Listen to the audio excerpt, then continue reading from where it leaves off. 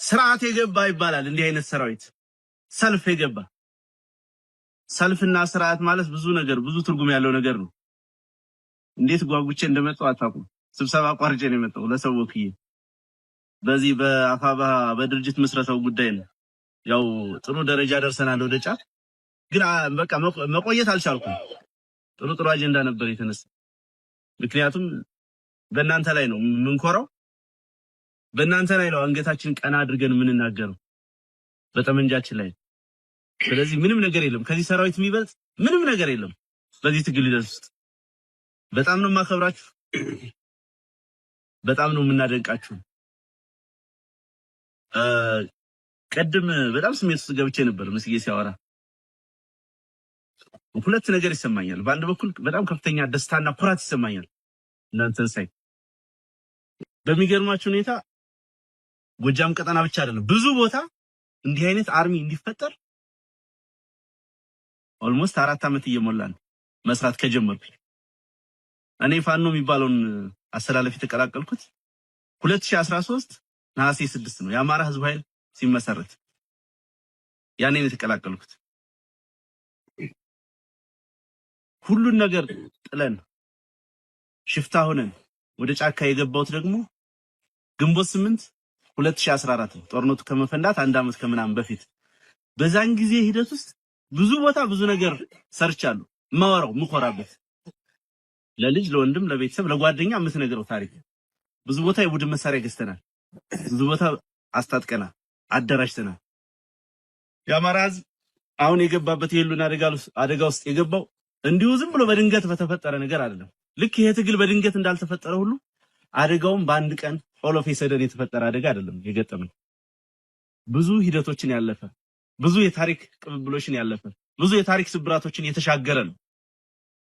ይሄ ታሪክ ስብራት ገፋ ስናደርገው ብዙ 100 ዓመታትን 400 500 ዓመታትን ወደ ኋላ ይወስደናል። አነስ አድርገን ወደዚህ ስንቀነብበው ደግሞ ቢያንስ አንድ ክፍለ ዘመን በደንብ መናገር የምንችለው ችግርና የህልውና ፈተና አሳልፈናል። ቻይኖቹ ምን ይሉታል መሰላችሁ? አሁን በዚህ በሪቮሉሽኑ ምክንያት በነማኦ እንቅስቃሴ አሁን የደረሱበት ደረጃ ከመድረሳቸው በፊት የነበራቸውን ዘመን ሴንቸሪ ኦፍ ሂዩሚሌሽን ይሉታል። የውርደት ምዕተ ዓመት፣ የዝቅት ዓመት፣ የመንኮታኮት ምዕተ ዓመት ብለው ይጠሩታል። ከዛ ነው በአብዮት የተነሱት፣ በትጥቅ ትግል የተነሱት። የኛ በዛ ልክ አልተተነተነም አልተነገረም እንጂ ኦልሞስት 1 ሴንቸሪ የሚሞላ የዝቅታ ዘመን አሳልፉ። በንጽጽር ከወሰድነው ከቻይኖቹ ዘመን ጋር ላይነጻጸር ይችላል። በንጽጽር አንዳንዴ ዝም ብለን በተለምዶ ላለፉት 30 ዓመታት 40 ዓመታት 50 ዓመታት እንላልና በትንሹ 80 ዓመታትን አሳልፏል በአማራ ህዝብ ላይ የህልውና አደጋ እንዲመጣ መስራት ከተጀመረ። የመጀመሪያው ስራ የተጀመረው በጣሊያን ዘመን።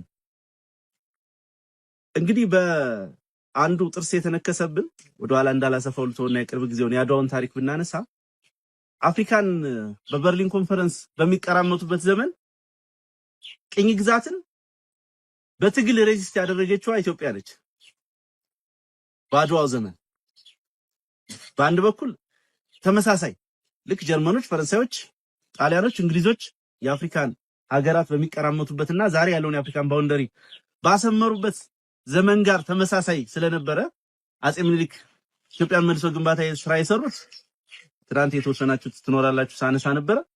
የጥቁር ኮሎናይዘር ወይም ጥቁር ቅኝ ገዥም ይሏቸዋል። በዛ ዘመን ጥቁር ነጮችን ተገዳድሮ ተዋግቶ አሸንፎ ህልውናውን ክብሩን ያስጠበቀው በሁሉም ማዕዘናት በሁሉም የዓለም ማዕዘናት እኮ። በነገራችን ላይ አውሮፓውያን ከ15ኛው ከ14ኛው ክፍለ ዘመን ጀምሮ ቅኝ ያልገዙት ክፍለ ግዛት የለም አይደል? አሜሪካን ጨምሮ የእንግሊዝ ቅኝ ግዛት ነች። የኤሲያ ሀገራት አብዛኞቹ ስፔኖች፣ ፖርቹጋሎች በተለያየ ዘመን ቅኝ የገዟቸው ናቸው። ከነኚህ ሁሉ የዓለም ሀገራት በተለየ ሁኔታ ቅኝ ግዛትን በክንዱ የተቋቋመ ህዝብ ነው ይህ ህዝብ። ስለዚህ የአድዋው ታሪክ ዝም ብሎ የጦርነት ታሪክ ዝም ብሎ የማሸነፍ ታሪክ ብቻ አይደለም፣ ብዙ ትርጉም ያለው ነገር ነው። ያ የሆነው ለምንድን ነው ብላችሁ ጥያቄ ያነሳችሁ እንደሆነ ቀደም ጥሌ በደንብ ሄዶበታል። ላውና በጅ አንዱ ስርዓት የገባ ህዝብ ስለነበረን ነው። ሰልፍ የነበረው ህዝብ ስለነበረን ነው። ባርባሪክ ያልሆነ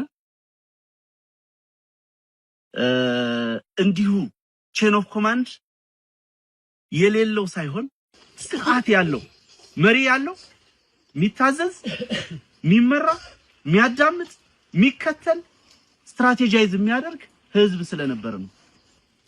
ይሄ ስርዓት እንዲተከል ይሄ ስርዓት ያለው ይሄ ሰልፍ ያለው ህዝብ እንዲኖር ትልቁን ሚና የተወጣችው የኢትዮጵያ ኦርቶዶክስ ቤተክርስቲያን ነው።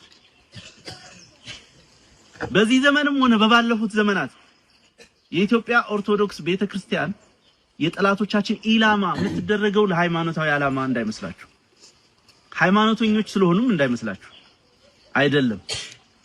ኢትዮጵያ ውስጥ ካሉ በተቋም ደረጃ በኢንስቲትዩሽን ደረጃ ካሉ እድሜ ጠገብ ተቋማት መካከል የኢትዮጵያን ኦርቶዶክስ ቤተክርስቲያን ተዋህዶ ቤተክርስቲያን የሚያክል የለም። የእምነት ጉዳይም አይደለም። እኔ እዛ ቴዎሎጂ ውስጥ አልገባም፣ ብዙም የዛ ሰው አይደለም። ዋነኛ ፐርፖዙ ፖለቲካ ነው። ይሄንን ስርዓት ያለው ህዝብ፣ መስመር ያለው ህዝብ፣ ረድ ያለው ህዝብ፣ ለህልውናው በጋራ የሚነሳ ህዝብን መፍጠር የቻለችው ማቆየት ማንበር የቻለችው የኢትዮጵያ ኦርቶዶክስ ቤተክርስቲያን ስለሆነች ነው ኢላማ የተደረገችው። ከዛ ቀጥሎም ወይም በተመሳሳይ ሁኔታ ያንን ያድዋ ድል እንዲከወን ዛሬ ወራሪዎችና ይሉኝታ ቢሶች መሪዎቹን የጦርነቱን ስትራቴጂስቶችን ወደ ጎን ትተው ፈረሰኞቹ ናቸው የሚያረጉት እነከሌ ናቸው የሚያረጉት እንደሚሉት እመጣበታለሁ በኋላ። በዚህ በእኛ ዘመንም ይነገራል። በዚህ እንዲህ አይነት በጣም የሚያሳፍር ነገር አጼ ምኒልክ ሳይኖሩ እቴጌ ጣይቱ ሳይኖሩ አድዋን ማሰብ አትችልም። ምን ማሰብ አትችልም። ስለዚህ እነኛ ሰዎች ናቸው በዛ ስርዓት በዛ ፓተርን መርተው ያንን ህዝብ ሰርቫይቭ እንዲያረጉት። ዛሬ የኔና የናንተ ስም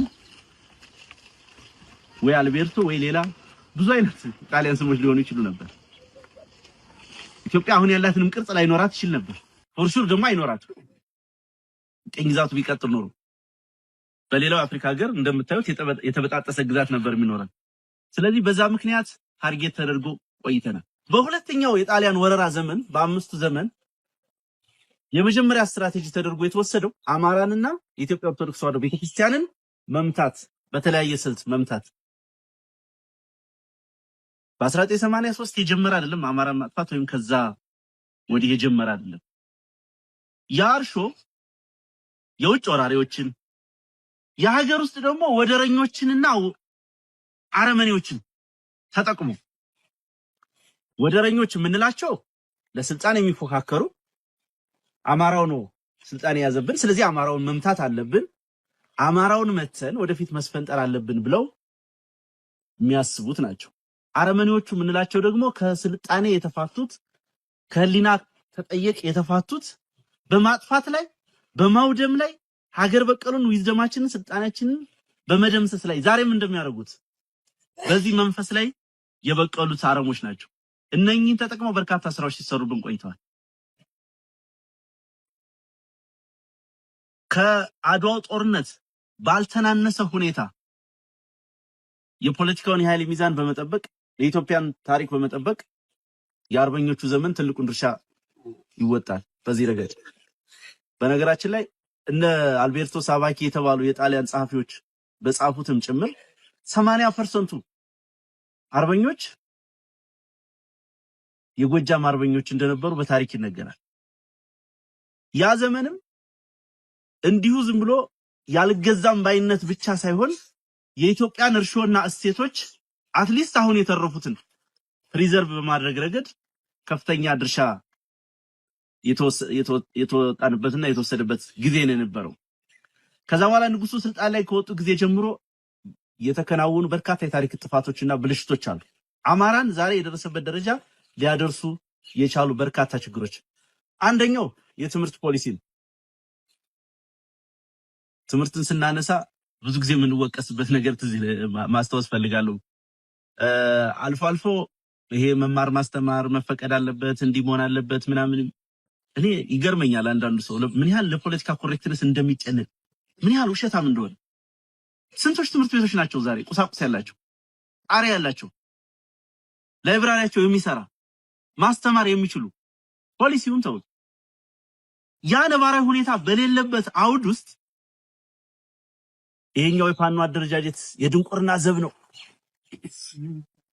ትምህርት ቤት ላይ ህፃናትን እየገደለ ትናንትና እኮ ወልዲያ ዙሪያ ሳንቃ ነው ሰምታችኋል አይደል ጤና ጣቢያ ላይ ድሮን ይወደቀው ወላዶች ሞተዋል በጦርነት መሃል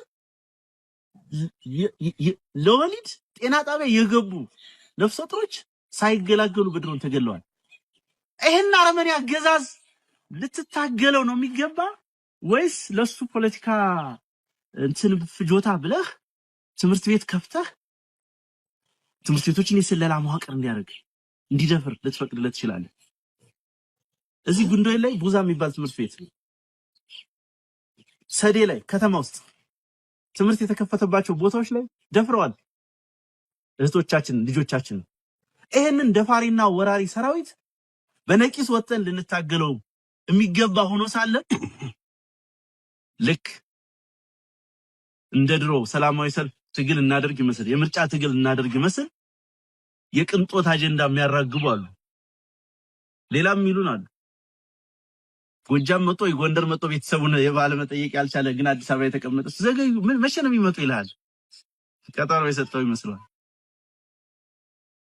በነገራችን ላይ የኢትዮጵያ ህልውና የተከበረው አርበኞቹ ጣሊያንን ያሸነፉት እኮ እነራስ አበበ አረጋይ በሸዋ ተራሮች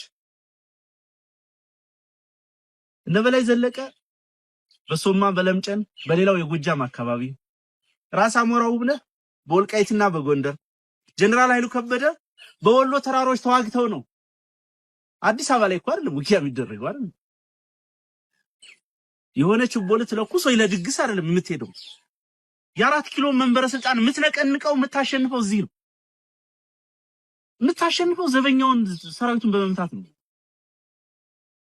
እንደዛ ሊያሸማቅቁ በሚሞክሩ ሰዎች እንዳትሸወኑ የደርግ ጦርነት በከፍተኛ ደረጃ ሽፍት ያደረገው ሽሬ ላይ 604ኛ ኮር የሚባለው ሰራዊት ሲደመሰስ ነው አይደል ታውት ያን ሩቅ አንሄድም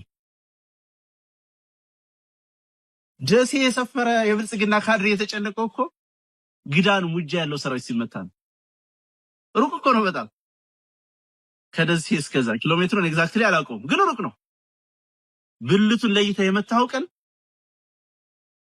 የ4 ኪሎ የአረመኔ ቁንጮ አውሮፕላን ማስጠግቶ ወይ ዩናይትድ አረብ ኤምሬት ይሄዳል ወይ የሆነ አፍሪካ ሀገር ይሄዳል ይሄ ታሪክ ነው መንግስቱ ኃይለ ማርያም የተሰደደው እኮ ተተኩሶበት ጥይት ስቶት አይደለም አይደል ጠላቴ የሚለው አካል ወሳኝ ኮሪዶር ውስጥ የተቆጣጠሩለት ነው ሄደው ስለዚህ አንዳንዶቹ የሆነ ጠመንጃ ይዘን እዚህ ስንጫወት እንደነበረው እየፎከርን 4 ኪሎ ምናምን ይያል አዲስ አበባ ምን ሄድ ይመስላችኋል እንደዛ አይደለም ጦርነቱ እንዳነሳውላችሁ ይሄ ሰራዊት ይሄ በየደጃችን የመጣ ሰራዊት የዛ ያረመኔ አገዛዝ የዛ አማራን ሊያጠፋ የተነሳው አስተሳሰብ ዘበኛ ነው ይሄን ዘበኛውን አስወግደ ነው ወደዛ የምትሄደው ገለም አይደለም የምጨርሰው ፎርዛት ማተር የምንልክ ጓዶቻችን ጋር ያወራው ነበር አሁን ወደ እናንተ ከመምጣቴ በፊት እያነሳን ነበር የሰሞኑን ድል ያስገኘውን ኦፕሬሽን ለማድረግ 10 ጊዜ ትእዛዝ ሰጥቻለሁ አላዛዡ 10 ጊዜ በ11ኛው ነው የተፈጸመው ያው የሰራዊታችንን ባህሪ የምታውቁት ነው እኛም የሊደርሺፕ ችግር ይኖራል የመፈጸም ያንን 10 ጊዜ ተመሳሳይ ቦታ ትእዛዝ በመስጠቱ ያገኘውን ውጤትና በቃ ጦርነቱ ምን ያክል በምን አይነት መልክ መመራት እንዳለበት እየነገረን ነበር ይሄ ሰራዊት እዚህ ዲማ ላይ እነማይ ላይ ቢቸና ላይ ሳይሆን ከደጀን እስከ ሞጣ ያለውን የጠላት ኃይል ሙሉ በሙሉ የመሰባበር ሙሉ በሙሉ ሚዛኑን የማዛባት መስመሩን የመቆጣጠር እድል አለው ይሄ እዚህ ያለው ኃይል ብቻው የሚፈልገው ምንድነው መረጃ የሚፈልገው ምንድነው ታክቲክ ነው